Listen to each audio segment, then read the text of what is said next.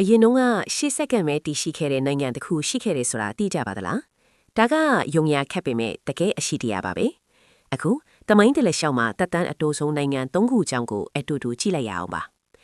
နံပါတ်3မှာတော့2010ခုနှစ်မှာပေါ်ပေါက်ခဲ့တဲ့ Republic of Crimea ပါ Crimea ဟာလူထုဆန္ဒခံယူပွဲလုပ်ပြီးတဲ့နောက်ယူကရိန်းကနေလွတ်လပ်ရေးကြီးညာပြီး Republic of Crimea အဖြစ်တည်ထောင်ခဲ့တာပါဒါပေမဲ့တရက်အကြာမှာပဲရုရှားကဒီနိုင်ငံကိုသူ့နေမြေထဲသိမ်းသွင်းလိုက်ပြီးခရိုင်းမီးယားနဲ့ Sevastopol မြို့တွေကိုရုရှား Federation နဲ့တရားဝင်ထည့်သွင်းလိုက်ပါတယ်။ဒါကြောင့်ဒီနိုင်ငံလေးရဲ့သက်တမ်းဟာတရက်ပဲကြာမြင့်ခဲ့တာပါ။နံပါတ်2ကတော့ Russian Democratic Federative Republic ဖြစ်ပါတယ်။ဇာဘရင်စနစ်ပြုတ်ကျသွားပြီးနောက်မှာဒီနိုင်ငံကိုတည်ထောင်ခဲ့ပြီးမြဲအစတောင်မပြူနိုင်သေးခင်မှာပဲလေနင်းကအာဏာသိမ်းပြီးအဆုံးသတ်လိုက်ပါတယ်။ရလက်အနေနဲ့ဒီနိုင်ငံဟာ6နာရီပဲသက်တမ်းရှိခဲ့လာပါ